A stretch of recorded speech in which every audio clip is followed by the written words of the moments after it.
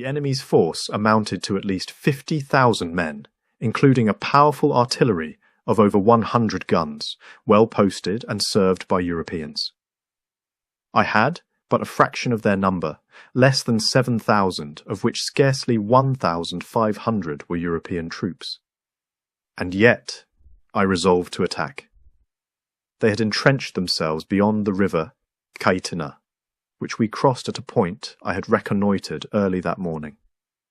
The sun bore down with merciless heat as we approached their flanks.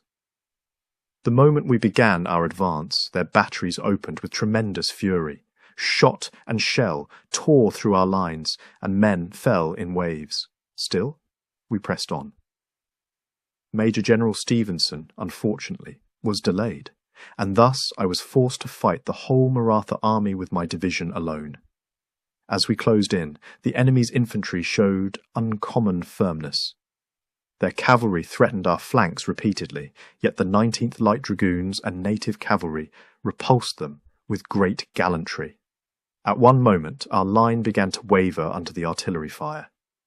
I had to personally rally the 74th Regiment, who had been thrown into confusion. We reformed under withering fire and surged forward once more. It was in the village of Assaye, which lay behind their lines, that the fiercest fighting occurred. The houses concealed enemy musketeers, and every rooftop seemed to burst with flame. Street by street, we cleared them out. By the day's end, the enemy was routed. Entire battalions lay broken upon the field. We captured over 90 guns. Our loss was severe, nearly 1,600 casualties. But we had faced a force many times our own and prevailed.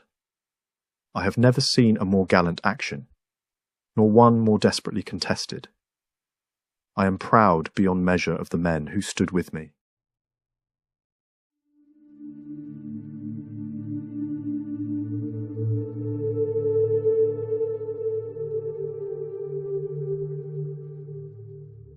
We crossed the river at dawn, wet to the waist, and our boots thick with the black mud of the Kaitna. We knew we were marching against a mighty host, and yet the order was given to form up and press the attack. From my position in the centre of the line, I could see their cannon, row upon row, belching fire. The noise was like thunder, shaking the very earth beneath us. As we advanced, men began to fall all around me. The Maratha guns tore great holes in our ranks, and we closed them as best we could. Smoke choked the field, and visibility was poor, but there was no turning back.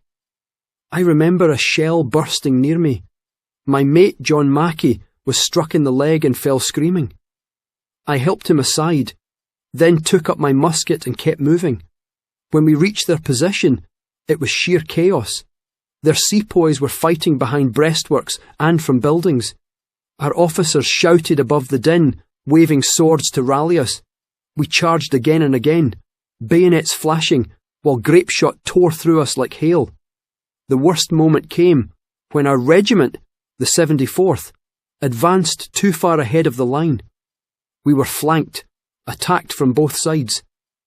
The enemy cavalry bore down on us like a wave. I thought we'd be cut to pieces, but then the 78th Highlanders and the 19th Dragoons charged in. I saw sabres rise and fall, and men and horses tumble together. It was hellish. We were in the village of Assaye itself when the fighting reached its fiercest. The enemy had taken to the houses and wouldn't yield. We cleared them with musket fire and bayonets, sometimes room by room. The smell of blood and powder was thick, and the screams, I'll never forget them.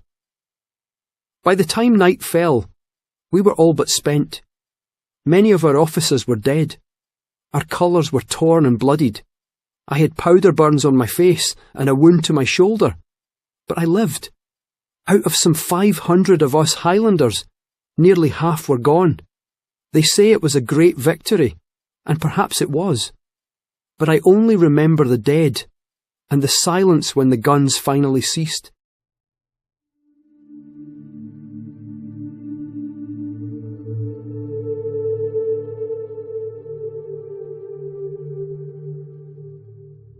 It was near mid-morning when we heard the roar of cannon ahead of us. The 74th had gone in first, and we could see the smoke rising beyond the plain. Soon enough the call came, and we marched at the double. The ground shook beneath our feet with each blast of the enemy's guns, and as we crested the slope the full horror came into view. Our lads were under heavy fire, their lines thinning every minute. We had no time to think. We were ordered to wheel left and support their right flank, which was buckling under pressure. I could see the Maratha cavalry swarming like hornets, and the dead lay thick on the ground, both friend and foe. Our bayonets were fixed as we rushed into the melee. I remember the face of the first man I struck. He was no more than a boy, but the look in his eyes was pure terror. We drove them back from the ridge, fighting hand to hand. My hands were blistered from the heat of the musket barrel, and I was deafened by the ceaseless firing. The Marathas were brave, make no mistake. They did not run easily. We had to clear the village house by house. There was one moment I'll never forget. Lieutenant Innes was wounded and lying in the road. A group of enemy musketeers spotted him and came forward to finish him. I and 2 others charged in and drove them off.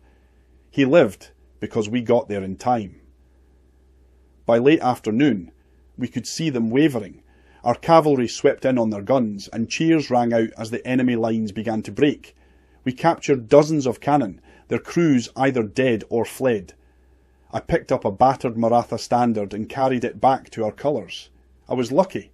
Just a musket ball through my pack and a graze along the arm. Others weren't. We left too many good men behind that day. We lost friends, brothers in arms. But we held the field. General Wellesley himself rode past us afterward, nodded once and said, "Well done, lads." That was all. But it meant everything. I've been in battles since, but none fiercer than Assaye. We were outnumbered 6 to 1. Still, we stood, and we won.